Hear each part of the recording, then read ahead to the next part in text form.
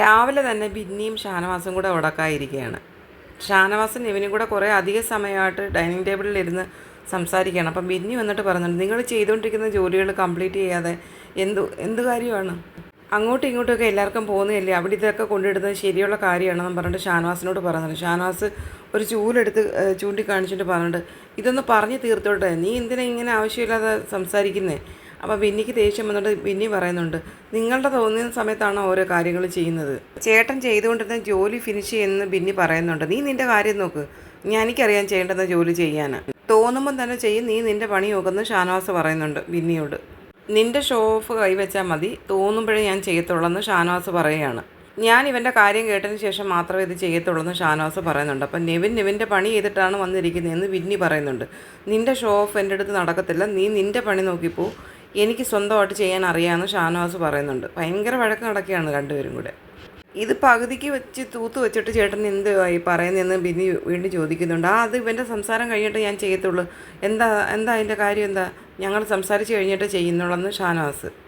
എനിക്ക് മൂക്കി പിടിച്ചൊന്നും കയറ്റാനൊന്നും പറ്റത്തില്ല, ക്യാപ്റ്റൻ എന്നുള്ള നിലയിൽ ഞാൻ ഒരു വട്ടം പറഞ്ഞു മനസ്സിലാക്കി, നിങ്ങൾ ചെയ്യേണ്ട കടമ നിങ്ങളുടേതാണെന്ന് ബിന്നി പറയുന്നുണ്ട്.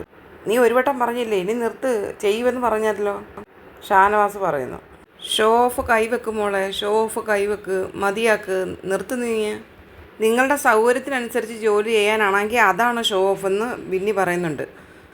വണ്ടി വിട്ടോ എന്ന് ഷാനവാസ് പറയുന്നുണ്ട്. അപ്പം നിങ്ങൾ പറയുമ്പോൾ വണ്ടി വിടാൻ എൻ്റെ വണ്ടിയുടെ ചാവി നിങ്ങളുടെ കയ്യിലല്ലേ, ഒന്ന് പോയെന്ന് പറയുന്നുണ്ട്.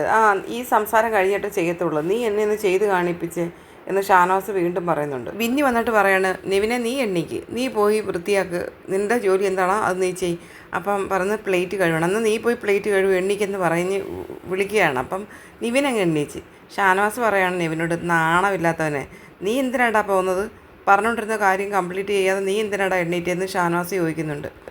ബിന്നി വീണ്ടും പട്ടിയെ വിളിക്കുന്ന കണക്ക് ഇങ്ങനെ വാ കൊണ്ടൊരു സൗണ്ട് ഉണ്ടാക്കിയിട്ട്, കുറച്ച് ദിവസം മുന്നേ ഷാനവാസ് എങ്ങനെയാണോ കാണിച്ച് അതേ കണക്ക് ബിന്നി തിരിച്ച് കാണിച്ചിട്ട് പറയുന്നുണ്ട്, വാ പുറത്തേക്ക് വാ, മോർണിംഗ് ആക്ടിവിറ്റിയാണ്, എന്നെക്കൊണ്ട് പറയിക്കേണ്ട മോളെ, ആ പരിപാടി നിർത്തിയുകൊണ്ട് നീ ഏറ്റെടുത്തോന്ന് പറഞ്ഞിട്ട് കൈ കൊട്ടുന്നുണ്ട് ഷാനവാസ് ബിന്നിക്ക് നേരെ നോക്കിയിട്ട്.